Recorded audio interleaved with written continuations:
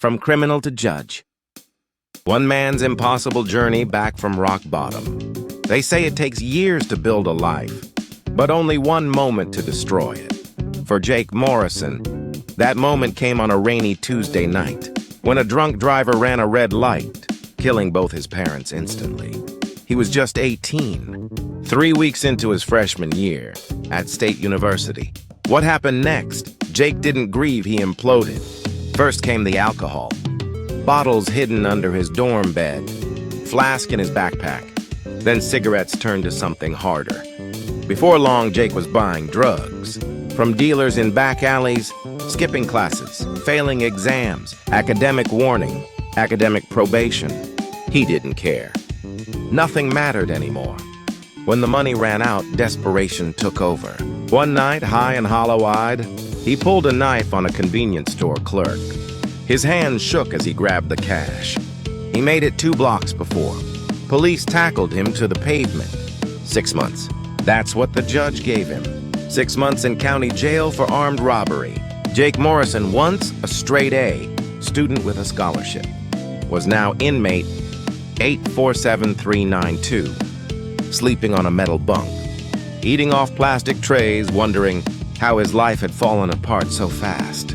The day Jake walked out of jail, he had nothing.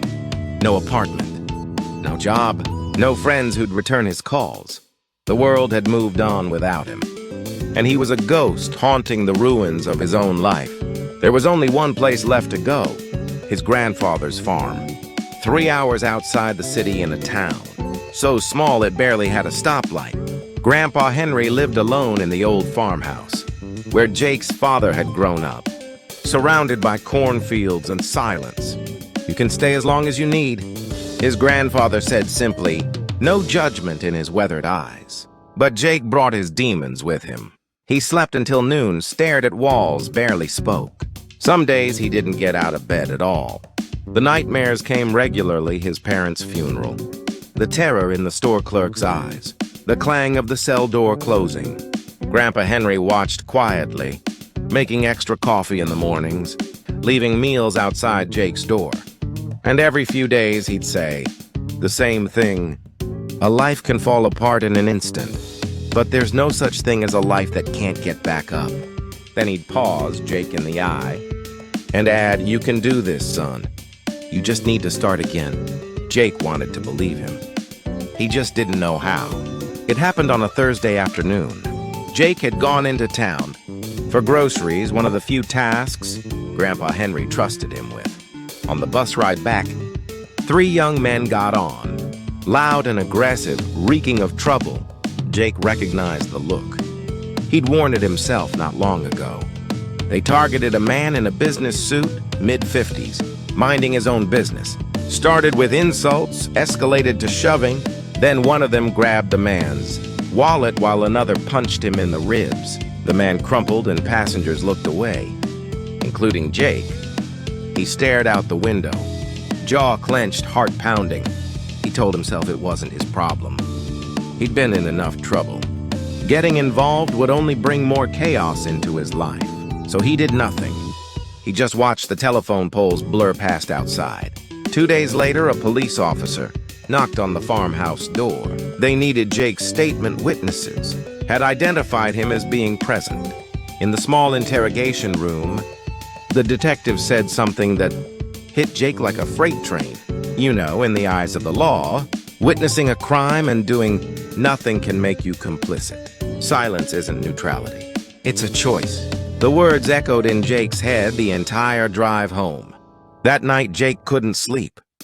He sat on the porch, stars scattered across the black sky, replaying everything in his mind.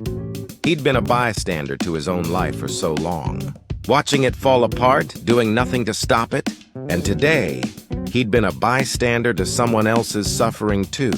Just watching, always watching, never acting. Then he thought about Grandpa Henry. Despite everything, the arrest, the addiction, the wasted months, his grandfather still looked at him with hope. Still said, you can do this. Still believed in him when Jake didn't believe in himself. Why? What did the old man see that Jake couldn't? And suddenly a question formed that that changed everything. If Grandpa Henry could believe in someone as broken as Jake Morrison, could Jake find a way to believe in himself? Could he actually start over? Could someone like him with a record, with nothing, become someone who helps people instead of hurting them? The thought was terrifying and electric all at once. I don't want to live like this anymore, Jake whispered to the darkness. I don't want to be the person who just watches. That night, for the first time in 2 years, Jake made a decision about his future. Instead of just surrendering to it, he would go back to school. And he would study law, not to manipulate the system, but to help people who'd been where he'd been. The lost ones, the forgotten ones. Getting back into college was harder than anything Jake had ever done. He'd been expelled from State University. His transcript was a disaster. He had a criminal record.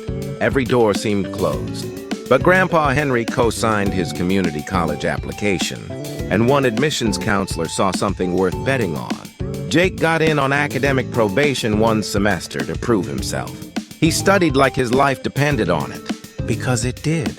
Mornings on the farm, he'd wake at 5, study until breakfast, then help Grandpa Henry with chores before afternoon classes.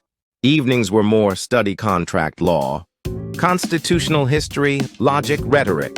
His old partying friends texted occasionally. He didn't respond. There was no room in his life for anything except this second chance. 2 years at community college with a 4.0 GPA earned him transfer. Admission to State University, the same school that had expelled him.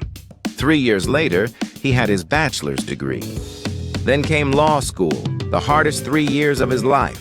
Mock trials, internships, the bar exam.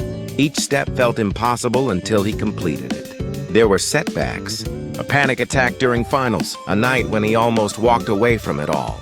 But Grandpa Henry's voice always came back. There's no such thing as a life that can't get back up. 8 years after walking out of jail, with nothing, Jake Morrison stood in a courtroom wearing a suit, taking the oath as a juvenile court judge. Judge Morrison's courtroom was different from others. He didn't just hand down sentences. He looked kids in the eye and saw himself.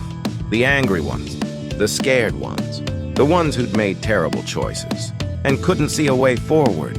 I know where you are, he'd tell them. I've been there. And I'm here to tell you this doesn't have to be the end of your story.